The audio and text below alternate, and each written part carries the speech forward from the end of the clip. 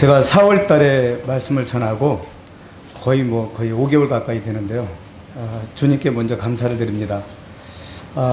저같이 연약한 자는 성도들이 많이 없으면 실족할까봐 더울 때는 전하지 않게 하시다가 그렇게 더워지기 전에 전하고 이렇게 또 선선해지니까 또 말씀 전하게 하셔서 굉장히 감사가 되고요. 기억하시는지 모르겠습니다만은 저번 주에 기억하실는지 모르겠습니다는 말이 안 되고요. 저번 주에 그 박경희 자매하고 특송을 했지 않습니까? 정말 저는 솔직히 주님 나라 갈 때까지는 그런 일이 없을 줄 알았거든요. 저희 박경희 자매가 워낙 부끄러워하고 설 수 없는 그런 사람이라고는 알았는데 우리 유득시 형제님 덕분으로 정말 특송을 하고 나서 박경희 자매가 굉장히 좀 담대해졌어요. 주님은 생각지도 않은 일로 인해서 담대함을 주시고 우리에게 또 감사가 되게 하시는 그런 주님이십니다. 오늘 제가 전해드릴 말씀이 창세기 32장하고 33장이거든요. 그 많은 형제님들이 말씀을 전해 오셨죠. 창세기 말씀을 쭉 전해 오셨는데 32장은 굉장히 의미가 있는 장이죠. 가장 야곱이 약했을 때 강해지는 주님의 정말 큰 은혜의 사랑을 받게 됩니다. 아시겠지만 야곱은 이름부터도 속이는 자였고 그 다음에 축복도 뺏어갔잖아요. 그리고 살아온 모든 게 주님께 의지하는 것 같았지만 본인의 생각대로 많이 행동해 왔습니다. 그러나 홀로 남았을 때 주님은 야곱이라는 이름에서 이스라엘이라는 정말 큰 변화를 주셨는데요. 그렇습니다. 저희들이 어떤 자격이 있어서 하나님께 이런 사랑을 받는 게 아니죠. 지금 그 32장을 보시면 아시겠지만 그 계속해서 하나님은 약속하신 대로 하나님의 사자들이 야곱하고 계속 같이 하고 있습니다. 그죠? 28장이군요. 28장 15절에서 내가 너와 함께 있어 내가 어디로 가든지 너를 지키며 너를 이끌어 이 땅으로 돌아오게 할지라 내가 내게 허락한 것을 다 이루기까지 너를 떠나지 아니하리라 하신지라. 이 약속의 말씀을 하나님께서 요아에게 하셨고요. 31장 3절에도 여호와께서 야곱에게 이르시되 내 조상의 땅 내 족속에게로 돌아가라 내가 너와 함께 있으리라 하신지라. 그리고 13절에 나는 베델의 하나님이라 내가 거기서 기둥에 기름을 붓고 거기서 내게 서원하였으니 지금 일어나 이곳을 떠나서 내 출생지로 돌아가라 하셨느니라. 일단 우리 오늘 말씀드릴 32장 33장에서 32장 1절에 보면 야곱이 길을 가는데 하나님의 사자들이 그를 만난지라. 자, 이 말씀만 보시더라도 하나님의 사자들이 야곱에게는 문제가 많았지만 계속 함께 한다는 것을 볼 수가 있습니다. 그런데 하나님은 한 번 사랑하겠다는, 지금 제가 말씀을 읽었던 그 말씀들을 보시면 알겠지만 한 번 사랑하겠다는 그 마음이 전혀 변하지 않으시죠. 우리에게 선물로 주셨던 영생, 또 우리가 자격이 있어서 구원을 받고 침례를 받고 정말 성도로서 부족하지 않은 삶을 살아서 이렇게 계속 사랑을 하고 지켜주시는 게 아니라 정말 하나님은 그럼에도 불구하고 한 번 사랑하시려고 하는 그 사랑을 변하지 않으신다는 것을 또 야곱을 통해서 다시 한번 또 알게 됩니다. 하나님은 누구를 사랑하고 계시든 또한 어떻게 사랑하시든 간에 사랑하심을 변하지 않으시고 불멸하신다는 것을 또 32장을 통해서 더더욱 느끼게 됩니다. 그래서 참 많은 감사가 되는데요. 그 야곱을 향한 하나님의 사랑을 보면 그 사랑이 변치 않는다는 걸 알 수가 있는데 3절에 한번 보겠습니다. 야곱이 세일 땅 에돔 들에 있는 형 에서에게로 자기보다 앞서 사자들을 보내며, 자 여기 3절을 보시면 그 하나님께 전적으로 기도하고 하나님께서 계속 꿈속에 나타나서 끝까지 지키리라고 하셨던 그 하나님의 말씀을 분명히 잘 알고 있을 야곱이 3절에 보면 자기보다 앞서 사자들을 보내고 에서와 형 에서에게 가지고 있는 그 불편함들, 그 두려움들을 계속 나타내고 있어요. 그죠? 그래서 근데 이런 걸 보면 하나님의 군대가 이때까지는 별로 크게 어떤 야곱에게 변화를 주지는 못하고 있다는 것을 우리가 알 수가 있습니다. 근데 야곱이 세일 땅 에돔에 있는 형 에서에게로 사자들을 자기보다 앞서 보내고 이런 거에서만 봐도 아직도 야곱의 마음은 평안치가 않고 굉장히 두려워요. 그래서 7절에 봐도 야곱이 심히 두렵고 답답해요. 우리가 항상 이렇게 생활하다 보면 가정적으로 좀 불편할 때 기도가 잘 안 되고 말씀을 잘 볼 수 없을 때가 참 많습니다. 근데 야곱도 계속해서 4절에 보면 너희는 내 주 에서에게 이같이 말하라. 주의 종, 그러니까 내 주라고 하고 주의 종이라고 하고 끊임없이 우리가 성도로서 쉽게 쓸 수 없는 그런 이 단어들을 형에게 내 주, 주의 종 야곱이 이같이 말하기를 내가 라반과 함께 거류하며 지금까지 머물러 있었사오며 내게 소와 나귀와 양떼와 노비가 있으므로 사람을 보내어 내 주께 알리고 내 주께 은혜 받기를 원하나이다 하라 하였더니 이것만 봐도 얼마나 형을 두려워하는지를 볼 수가 있어요. 이런 말만 봐도 자기에게 가장 큰 그 주라는 거, 주의 종이라는 이런 표현을 써가면서 형 만나길 이렇게 두려워합니다. 이렇게 야곱이 심히 두렵고 답답한데 자기가 하나님께 전적으로 드리지 않고 혼자서 경영을 하죠. 8절에 보면 이르되 에서가 와서 한 때를 치면 남은 한 때는 피하리라 하고 야곱이 또 이르되 내 조부 아브라함의 하나님 내 아버지 이삭의 하나님 여호와여 주께서 전에 내게 명하시기를 내 고향 내 족속에게로 돌아가라 내가 내게 은혜를 베풀리라 하셨나이다. 나는 주께서 주의 종에게 베푸신 모든 은총과 모든 진실하심을 조금도 감당할 수 없사오니 내가 내 지팡이만 가지고 이 요단을 건넜더니 지금은 두 때나 이렇나이다. 내가 주께 간구하오니 내 형의 손에서 에서의 손에서 나를 건져내시옵소서. 내가 그를 두려워함은 그가 와서 나와 내 처자들을 칠까 겁이 나기 때문이나이다. 이렇게 간절히 기도를 해요. 그러니까 기도를 하면서도 주님께 완전하게 지금 드려진 것 같은데 계속해서 자기 생각은 지금 양 두 때를 나눠서 이쪽을 치면 이쪽을 빼려고 하는 그런 스스로의 경험을 계속하고 있다는 겁니다. 사실은 저를 봐도 그렇고요. 우리는 항상 어떤 계획을 하는데 기도를 할 때 그게 주님께 전적으로 기도를 하는 게 아니고 내가 미리 계획을 세워놓고 그쪽을 주님이 허락하기를 바라는 때가 참으로 많습니다. 특히 저도 굉장히 위험한 거거든요. 그게 마치 하나님이 원하는 뜻인 마냥 그렇게 하죠. 그래서 야곱이 이런 부분에서 보면 알 수가 있습니다. 야곱이 심히 두렵고 답답하여 그러니까 또다시 스스로 자신의 경영하기를 시작하는 거죠. 결국은 하나님께 전적으로 기도하고 매달리는 것 같은데 또 자기 생각에는 스스로 어떤 방법을 찾고 경영을 하는 겁니다. 형 에서의 두려움을 어떻게 피할까? 어떻게 하면 형을 기쁘게 할까?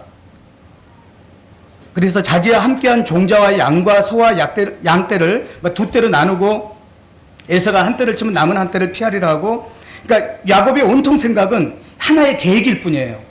이런 모든 계획을 짓고 있거든요. 여기 하고 있거든요. 그래서 만일 내가 계획을 짜면 나는 무의식적으로 나의 계획에 의존하게 된다는 겁니다. 주님께 의존하는 게 아니고 내가 짜놓은 그 계획에 의존을 하게 된다는 거죠.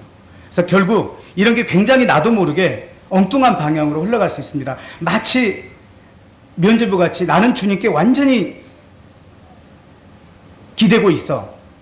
완전히 주님께 구하고 있어라고 하지만 결국은 자기가 짜놓은 계획이 그대로 이루어지기만을 자기도 모르는 사이에 그쪽으로 바라게 된다는 겁니다. 그러니까 이런 순간에 하는 기도는 나의 절박함을 나타내는 것이 아니라 내 생각에 반드시 이루어졌으면 하는 어떤 일이 세상적인 방법을 통하여 하나님을 통해서 이루어지려고 하는 그런 잘못된 방법으로 될 수 있다는 겁니다. 자, 비록 야곱이 하나님께 형 에서로부터 자기를 구출해달라고 간구하긴 하였지만 이것으로 만족하지 못하고 있죠. 그래서 에레미야 17장 9절에 보면 만물보다 거짓되고 심히 부패한 것은 마음이라고 했습니다. 마음의 신뢰가 진정으로 어떠한 기초에 근거한지 식별하기 힘들어져 버리는 겁니다. 이게. 그래서 내 마음이 어떤 건지조차도 모를 정도로 지금 혼란스러운 거죠. 그래서 우리는 우리 자신이 고안한 어떤 계획에 의존하고 있으면서도 우리가 하나님을 의지하고 있다고 허상 속에 살기도 하고, 또한 그렇다고 우리 스스로 자신들을 설득시키려 하는 것입니다. 자, 11절에 내가 주께 간구하오니 내 형의 손에서, 에서의 손에서 나를 건져내시옵소서. 내가 그를 두려워함은 그가 와서 나와 내 처자들을 칠까 겁이 나기 때문이니이다. 이런 기도를 드렸던 야곱이 사실상 이런 기도를 드렸던 야곱이 이 기도가 기억이 안 나서 이 가축을 의지한 게 아니에요. 어떻게 보면 주님보다도 가축들을 더 의지하고 있는지 몰라요. 그 선물에 더 의지를 하고 있다는 겁니다. 그러니까 이런 11절의 기도를 드렸던 야곱이 이 기도를 금방 잊어버렸을까요? 절대 그건 아니죠. 기도를 잊어버려서 이 선물로 형 에사의 마음을 풀려는 게 아니라는 겁니다. 그런 게 굉장히 우리들로서는 아까 말씀드렸듯이 내 계획을 주님의 뜻이, 그 계획을 들어주면 마치 주님의 뜻인 양 잘못 판단할 수 있다는 겁니다. 지금까지 자기 자신을 의탁한다고 했던 여호와보다도 몇 마리의 가축을 더 신뢰하고 있었을지도 모릅니다. 우리의 마음도 하나님보다는 우리 자신의 어떤 경영에 훨씬 더 의존하기 쉽다는 것입니다. 우리는 반드시 우리가 스스로 경영하는 것에 종말을 내야 된다는 겁니다. 그 끝을 야곱이 보여주죠. 분명 보여줍니다. 근데 우리의 계획에 종말이 끝을 맺지 않으면 그거는 계속해서 내 생각이, 내 계획이, 내 경영이 계속 자리를 잡고 있다는 겁니다. 주님은 정말 이 다음에 말씀드리겠지만 주님이 이런 자를 어떻게 다루는지를 우리가 오늘 32장을 통해서 정말 좀 깊이 알아야 할 이유가 있습니다. 우리의 경영이 전적으로 어리석인 것임을 알게 될 것이며 지혜의 참된 길은 온전히 하나님을 신뢰하게 되면서 마음의 쉼을 얻는 것임을 알아야 할 것입니다. 자, 우리의 기도가 우리의 삶의 풍요를 위한 기도가 되어서는 안 된다는 것입니다. 우리가 반드시 알고 있어야 할 사실은 이사야 40장 6절처럼 모든 육체는 풀이요 그 모든 아름다움은 들의 꽃과 같으니 라는 점을 알아야죠. 자, 그러게 이 장은 흥미로운 장이라고 할 수 있다고 제가 말씀드렸죠. 야곱이 그의 모든 신중한 조처를 취한 뒤에 야곱은 홀로 남았더니, 자, 야곱이 홀로 남았더니, 이게 결정적인 32장에 하나님께서 야곱을 다루기 위한 홀로 남음입니다. 자, 잘 한번 생각해 보십시오, 성도님들. 야곱이 홀로 남은 건 어떤 사람이 날이 새도록 야곱과 씨름하다라고 여러분들 이제 알고 계시지 않습니까? 이것이 이 특이한 야곱의 역사의 한 전환점이 되는 것은 하나님이 혼자 남는다는 것은 우리 자신과 우리 방법에 대한 공정한 지식을 얻는 유일한 진정한 방법이라는 거죠. 자, 우리 자신에 대해서 우리가 어떻게 생각하든 또는 다른 사람이 우리에 대해서 어떻게 생각하든 간에 하나의 가치 있는 질문은 하나님께서는 우리에 대해서 어떻게 생각하고 계시는가라는 것입니다.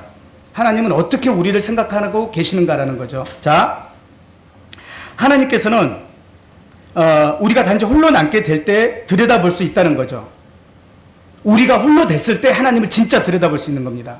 야곱은 계속해서 그 많은 자기의 경영에 따라서 진짜 하나님께 기대고 드린 것 같지만은 홀로 남은 게 아니었어요.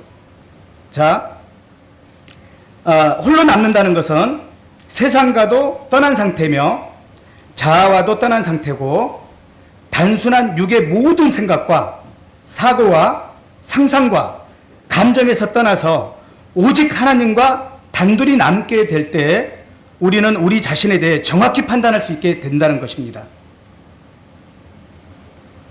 자, 이 점에 주목할 사실은 야곱이 어떤 사람과 씨름한 것이 아닙니다. 24절 볼까요? 24절.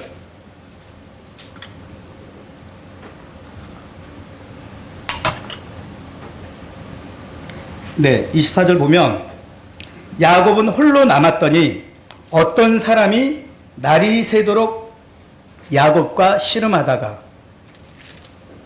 그렇죠? 야곱이 씨름한 게 아니고 어떤 사람이 야곱과 씨름을 하는 겁니다.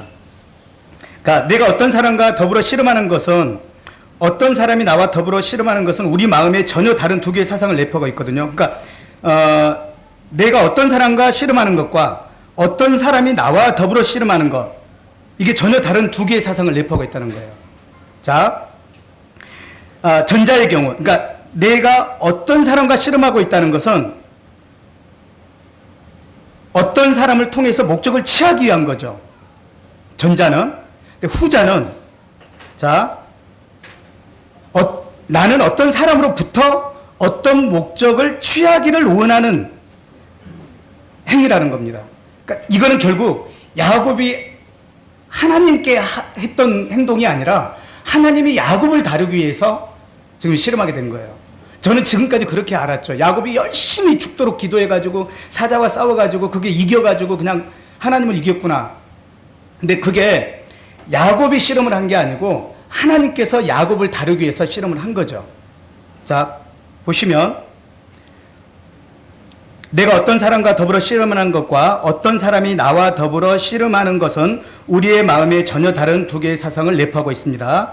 전자의 경우에서는 나는 어떤 사람으로부터 어떤 목적을 취하기를 원하는 위에 사는 행위일 것이고, 후자의 경우에서는 어떤 사람이 나로부터 어떤 목적을 취하려 하는 행위일 것입니다. 그렇다면 지금 야곱의 경우를 봅시다. 하나님의 목적하신 바는 야곱이 얼마나 형편없고 연약하며 무가치한 피조물인가를 깨닫도록 하시는 거거든요.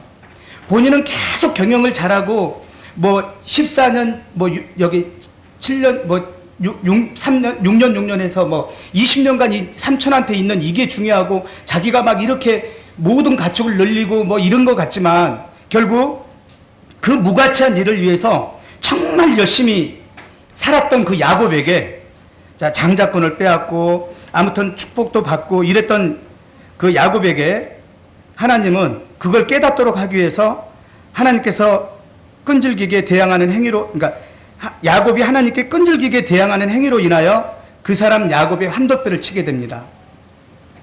여러분, 우리에게 뭐가 이렇게 아까 그랬죠. 세상과도 떠나고 자아도 떠나고 감정에서 떠나고 완전히 하나님과 철저하게 이렇게 대면을 했을 때 그때 어떻게 될 건지 상상해 보시면 아마 알 겁니다. 우리가 어떤 운동을 하다가 정말 엉치뼈를 한번 탁 다치고 나면 몸에 힘이 쫙 빠져버리는 걸 느끼거든요.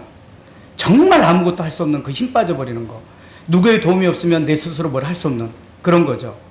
하나님은 이거를 알려주고 싶었던 거예요. 야곱에게. 네가 얼마나 무가치한 자인지를 알려주고 싶었던 겁니다. 그래서 하나님은 한 번 사랑하기로 마음먹은 이 자를 그냥 내버려 두지 않고 이런 방법을 통해서 야곱에게 보여주고 있습니다.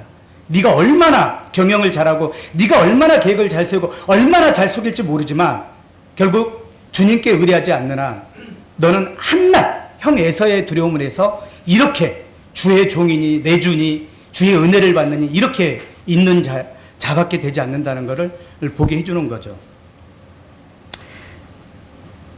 나의 무력한 영혼이 주님께만 매달려오니 나에게는 다른 피난처가 없나이다라는 고백을 할 수 있는 이런 자가 되어야 된다는 겁니다. 야곱이 그의 한도뼈를 얻어맞기까지는 자기 자신을 이렇게 표현하지 않았다는 사실에 유의하시기 바랍니다. 이 단순한 사실이 모든 면을 분명하게 해석하기 충분할 것입니다. 하나님은 야곱을 바로 이 지점에서 이 지점까지 이끌어 오시기 위해서 야곱과 씨름하셨던 겁니다. 성경에서 이 야곱하고 씨름해서 졌다는 것을 알리기 위해서 성경을 쓰지는 않았습니다. 하나님은 외형적으로 보아 경건한 듯한 수단을 사용하고 있지만 우리는 우리의 형편없는 기만적인 마음에 노골적인 불경건을 두둔하고 있다는 사실입니다. 우리가 실제로는 하나님을 의존하지 않고 수단에 의존하여 하나님을 배제시켜 놓고도 하나님께서 우리의 수단에 축복해 주길 바라고 있다는 것입니다. 이젠 우리는 이런 행위가 진정 악하다는 것을 배워야 하겠습니다. 우리 개인의 역사가 우리가 통행하는 과정에 놓여 있는 온갖 환경을 고상하게 초월함으로써 보다 더 특징 있는 역사가 되기 위해서는 오직 하나님께만 전적으로 의지하는 것을 배워야 할 것입니다. 자, 야곱이 26절을 보겠습니다. 그가 이르되 내 이름을 다시는 야곱이라 부를 것이 아니요 이스라엘이라 부를 것이니 이는 내가 하나님과 및 사람들과 겨루어 이겼음이리라. 이때 당시에는 다음 절에 나오는데요. 어떤 신의 이름을, 그러니까 여기 그 이름을 알려달라고 그러잖아, 야곱이. 근데 알려주지 않고 네가 왜 내 이름을 묻느냐고 하나님의 사자가 떠났잖아요. 이때 당시에는 그 신의 이름을 이렇게 알면 자기가 신의 능력을 발휘하는 걸로 알았던 시대라고 합니다. 그죠? 근데 이제 그게 중요한 거는 이 이제 장에서 이해 좀 안 됐던 부분이 그래서 이름을 알려주지 않았던 것이 라기보다는 하나님은 전지전능하신 분이시고 그런 일반 사람들이 생각하는 그런 신의 존재가 아니기 때문에 주님께서는 이런 과정을 통해서 이런 방법을 통해서 야곱에서 이스라엘이라는 정말 가장 큰 임금이 되게 하셨습니다. 당신이 내게 축복하지 아니하면 가게 하지 아니하겠나이다 라고 말할 수 있게 되기까지는 그리 쉬운 일이 아닐 것입니다.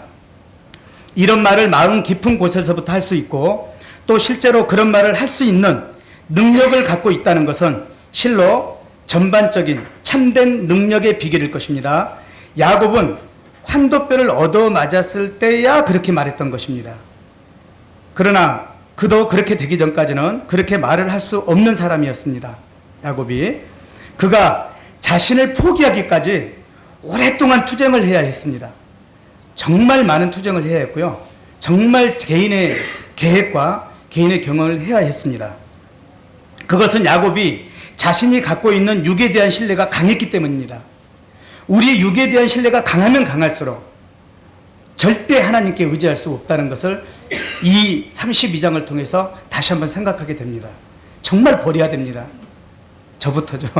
정말 버려야 됩니다. 그러나 하나님은 아무리 강한 인격의 소유자일지라도 먼지처럼 의미 없는 존재로 만들 수 있습니다. 하나님은 육의 근원이 될 힘을 제거하시어 그 위에 사망 선고를 낼 방법을 알고 계시기 때문에 이 방법을 통해서 야곱에게 하셨던 거고요. 이런 상황에 이르기까지 하나님이 하나님께서 사람에게 할 수 있는 능력을 보여주시는 겁니다. 우리는 강할 수 있기 전에 약해져야 된다는 겁니다. 그래서 굉장히 약할 때 강함된다는 그 찬양이 참으로 다시 한번 진지하게 얼마나 감사가 되는지를 알게 하십니다. 강하기 전에 약해져야 된다는 겁니다. 정말 강할 수 있기 이전에 먼저 약해질 수 있는 게 이게 과연 쉬운 일은 아니죠. 다 강해지려 하고 다 세상의 경쟁에서 이기려 합니다. 저를 비롯해서 많은 사람들이 정말 감투를 쓰고 싶어하고 높은 자리에 있고 싶어합니다. 왜? 사람들이 존경하고 따르고 기분 좋게 하니까요. 그러나 주님은 그런 걸 원하지 않습니다. 강할 수 있기 전에 먼저 약해져야 하는 것을 배워야 할 것입니다. 그래서 32장은 어떤 장보다도 많은 것을 생각하게 하십니다. 우리의 성도들끼리 어떤 분쟁이 있다 하더라도 먼저 약해지면 풀릴 수 있다는 겁니다. 사실 에서와 야곱의 이 분쟁이 얼마나 큽니까? 결국 약해지게 하신 그 하나님께서 약해지고 나니까 에서의 마음까지 풀어주시잖아요. 에서가 400명을 거느리고 오잖아요.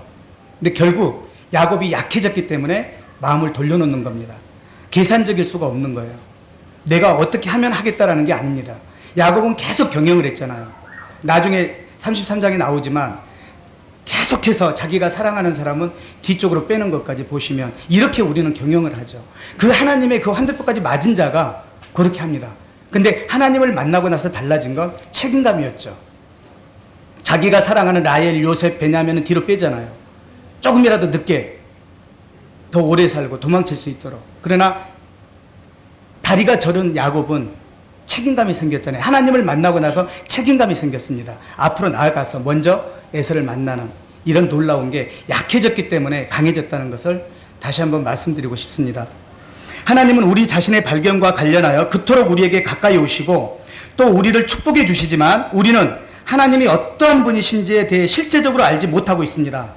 야곱의 환도뼈가 위골이 되었을 때 이스라엘이라는 새 이름을 받았습니다. 야곱이 자신이 매우 연약한 사람인 것을 알게 되었을 때 그가 강력한 임금이 되었던 것을 우리가 이 말씀을 통해서 배울 수 있습니다.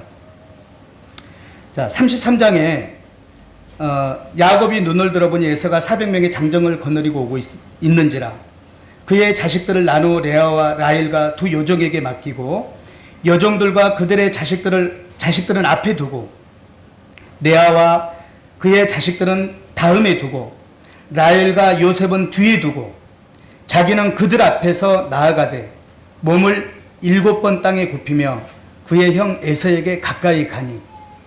자, 여기 이 3절에 보면 야곱의 책임감이 나타나잖아요. 예, 형 에서에게 가서 몸을 7번 땅에 굽히면서 이게 이제 아부하는 게 아니죠. 이게 약해지면 이럴 수 있어요. 내가 강해지려고 하면 절대 고개 못 숙여요.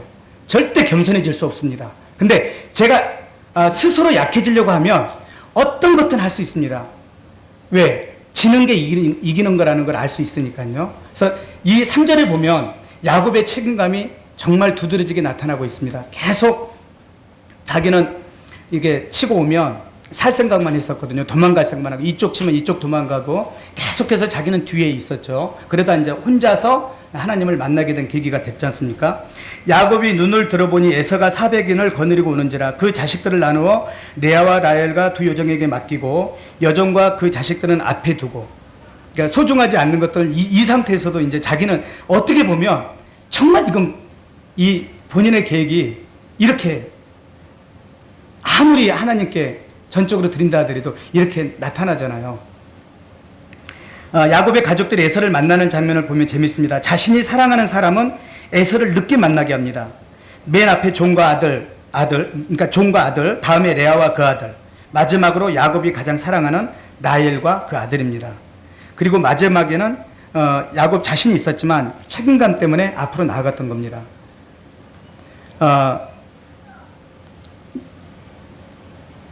이제는 야곱이 맨 앞에 있습니다. 야곱은 한도뼈가 위골되었기 때문에 도망갈 수도 없습니다. 그래서 이거는 솔직히 저는 이 말씀을 보고 그랬어요. 내가 피할 길이 있으면 오히려 더 이렇게 하나님께 나아가지 못할 수도 있겠구나. 그래서 우리가 어떤 신앙생활을 하면서 좀 고난이 오죠. 힘들죠. 경기 어렵죠. 그러나 정말 저는 많은 거를 겪게 됐거든요. 누구보다 잘 나갔던 시절도 있었습니다만은, 그러나 그것이 주님에게는 아무런 정말 의미가 없다는 것을 또 알게 하시는 것은, 이런 과정을 통하지 않으면, 고난이나 스스로의 어떤 그 과정을 통하지 않으면 절대 알 수가 없어요. 아무리 가르쳐서 되는 게 아닙니다. 본인이, 이게 야곱처럼 본인이 느껴야 되거든요.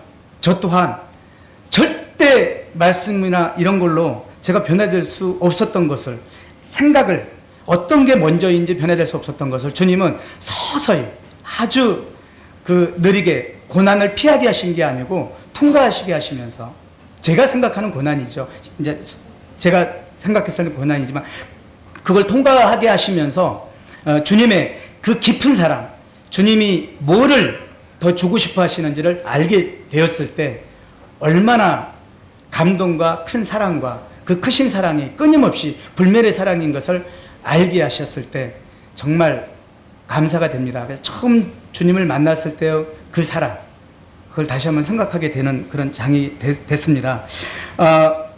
몸을 7번 땅에 굽히고 3절에 그랬잖아요. 몸을 7번 땅에 굽히며 형 에색에 가까이 하니 우리가 분쟁을 해결하려면 겸손히 한다는 것을 보여주고 있고요. 야곱은 몸을 땅에 7번 굽혔고, 몸을 이제 한 번 땅에 굽히기도 어렵지만 교만한 사람일수록 몸을 뻣뻣이 하게 되고요. 겸손한 사람을 몸을 굽히게 된다는 것입니다. 먼저 되신 우리 형님들은 항상 교회에서도 몇 번을 만나도 인사하는 거, 절대 그게 약해지는 게 아니고 부끄러운 게 아니지 않습니까? 할 수 있으면 하루에 100번을 만나도 인사를 하는 것은 참 그게 겸손을 배운다고 생각하는 거지, 내가 그분을 위해서 존경하는 마음도 좋지만 스스로 주님 안에서 겸손을 배워간다는 것에서는 몇 번을 만나더라도 인사하면 어떻겠습니까? 가장 기본적인 그거는 참 교회에서는 꼭 행해야 된다고 생각합니다.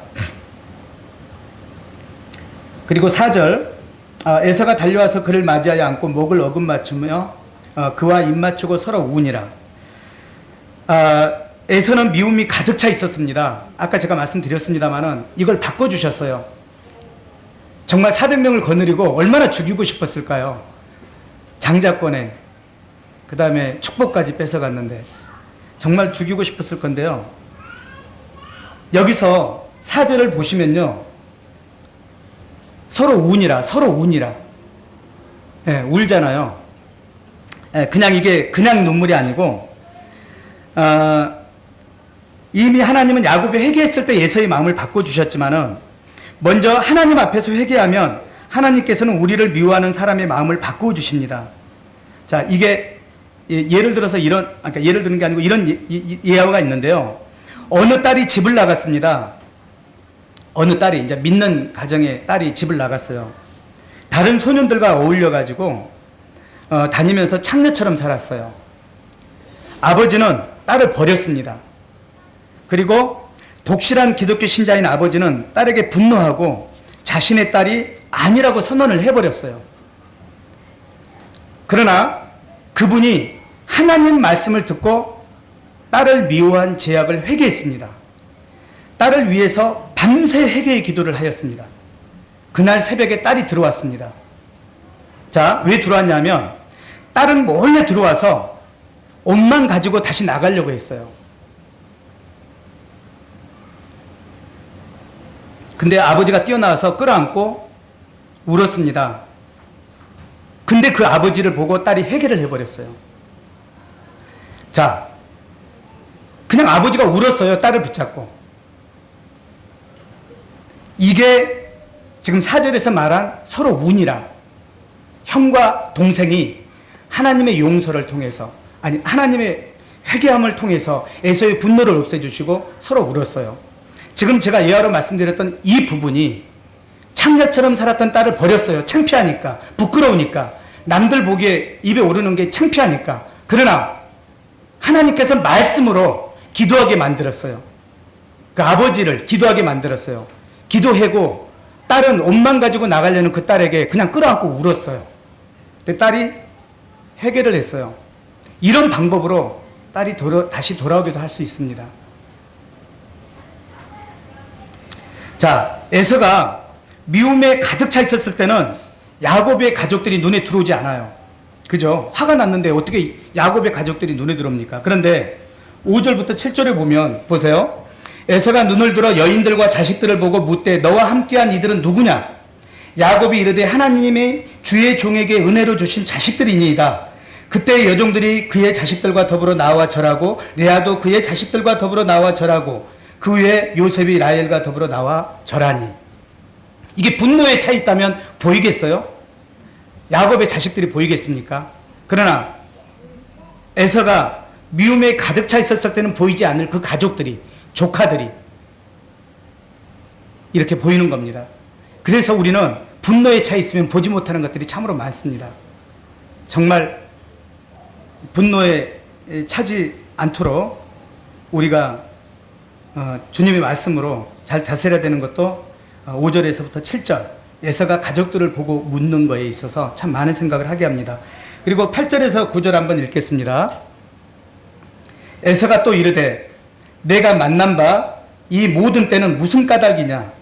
야곱이 이르되 내 주께 은혜를 입으려 함이니이다.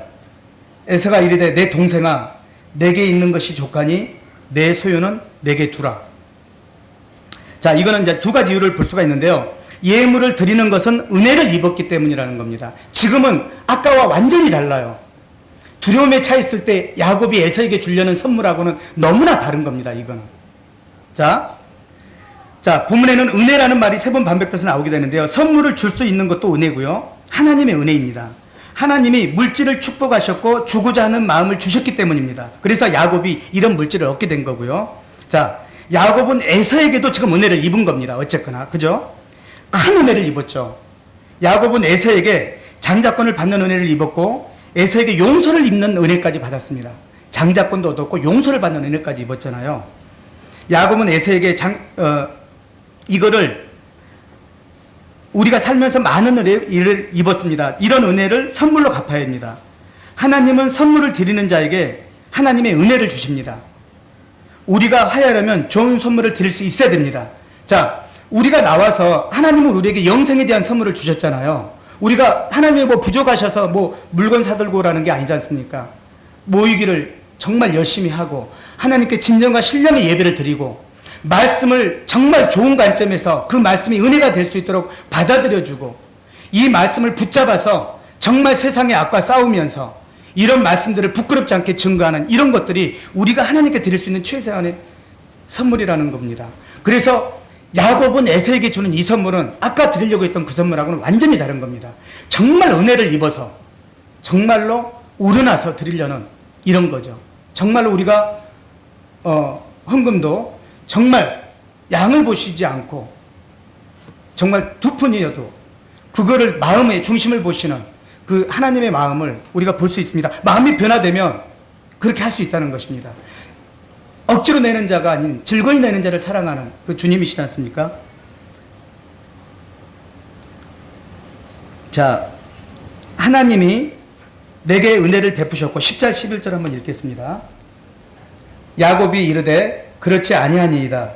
내가 형님의 눈앞에서 은혜를 입었사오면 청하건대 내 손에서 이 예물을 받으소서. 내가 형님의 얼굴을 배운즉 하나님의 얼굴을 본 것 같사오며 형님도 나를 기뻐하심이라. 자, 여기서 야곱이 그러죠. 이건 아부가 아니에요. 내가 형님의 얼굴을 배운즉 하나님의 얼굴을 본 것 같사오며, 이건 절대 아부가 아닙니다. 우리가 이제 흔한 말로 그러잖아요. 뭐 눈에는 뭐만 보인다고 그러잖아요. 근데 여기서는 완전히 진짜 하나님의 그 은혜를 받은, 그러니까 여기서는 자세히 기록이 되어 있지 않지만 그 두려울 에서의 마음이 가족들까지 안부를 물어보고 이렇게 막 용서를 할 정도까지 상상치 못하는 은혜를 입었잖아요. 이때 야곱의 눈에는 에서가 어떻게 보였겠습니까? 아까 그냥 어떻게든지 그걸 모면하려고 내 주니, 나의 주님, 뭐 내 주의 종이니 이런 거하고는 완전히 180도 다른 의미를 두고 있다는 겁니다. 그래서 형님의 얼굴을 배운즉 하나님의 얼굴을 본 것 같사오며 형님도 나를 기뻐하심이니이다. 하나님이 내게 은혜를 베푸셨고 내 소유도 조카오니 청하건대 내가 형님께 드리는 예물을 받으소서 하고 그에게 강권한 때 받으니라.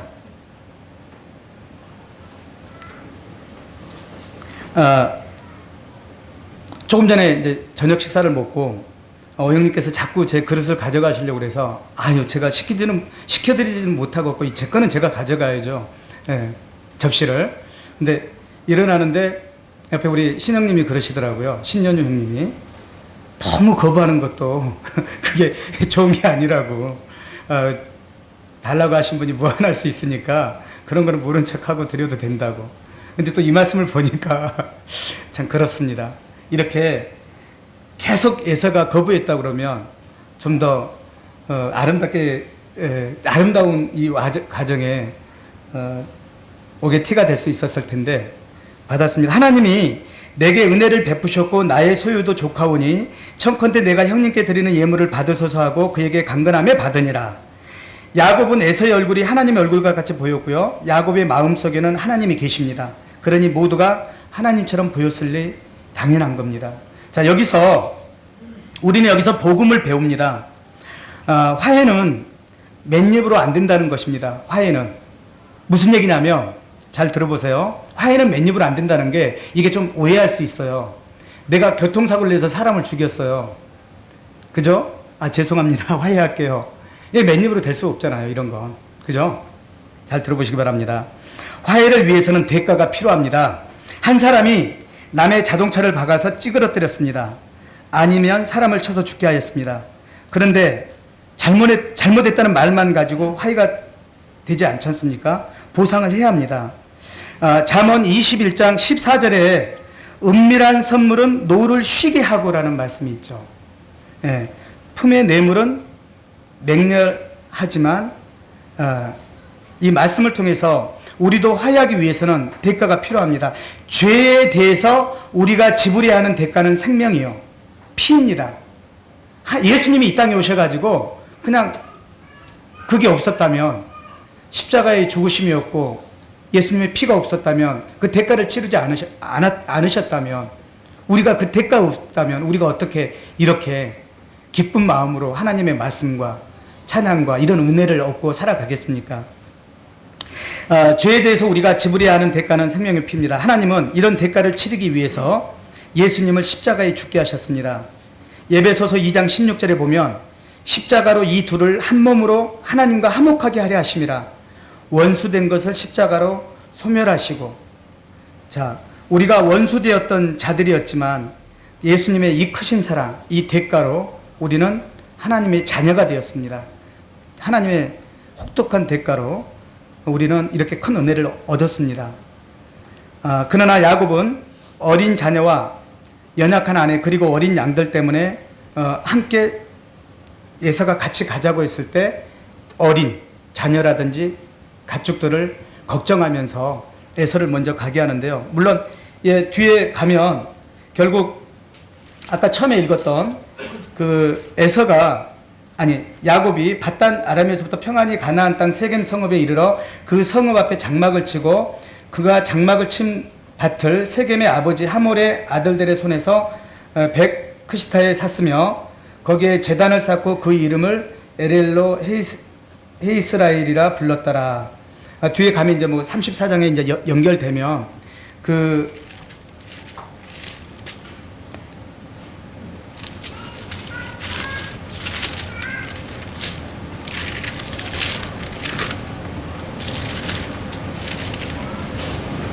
야곱이 그 28장 20절에 보면 야곱이 서원하여 이르되 하나님이 나와 함께 계셔서 내가 가는 이 길에서 나를 지키시고 먹을 떡과 입을 옷을 주시어 내가 평안히 아버지 집으로 돌아가게 하시오면 여호와께서 나의 하나님이 되실 것이요 내가 이 기둥으로 세운 이 돌이 하나님의 집이 될 것이요 하나님께서 내게 주신 모든 것에서 10분의 1을 내가 반드시 하나님께 드리겠나이다 하였더라. 그 베델에서 꿈을 꾸면서 이 야곱이 그 베델로 돌아가야 하는데 지금 여기가 이제 안주하는 것을 보게 되잖아요. 33장 이제 마지막에 보면 베델로 안 가고 그냥 여기서 안주하게 되는데 그래서 이제 다말이 이제 부끄러운 일을 당하는 일까지 이제 연결이 됩니다만 계속해서 끊임없이 우리가 안주하는 것이 아니고 정말로 아까도 말씀드렸지만 가장 우리가 강해지기 전에 약한 것을 배우고요. 하나님의 말씀을 우리는 기도를 한다 하지만 내 뜻이 들어가 있지는 않는지 나의 경영이 되어 있지는 않는지 이런 것에 항상 우리는 신경을 쓰고 조심해야 할 필요가 있다는 겁니다. 그래서 제가 항상 말씀을 정하면 시간을 항상 오버를 해가지고요. 오늘은 작정을 했습니다. 꼭 시간 안에 끝내서 우리 성도님들을 기쁘게 해드려야 되겠다고 해서 제가 항상 전에 이렇게 무리하게 오버를 했던 시간을 오늘 좀 단축을 시켜드리고요. 죄송한데 약할 때 강함 대신에 찬양 한번 하고 기도하고 끝내는 걸로 하겠습니다. 약할 때 강함 대신에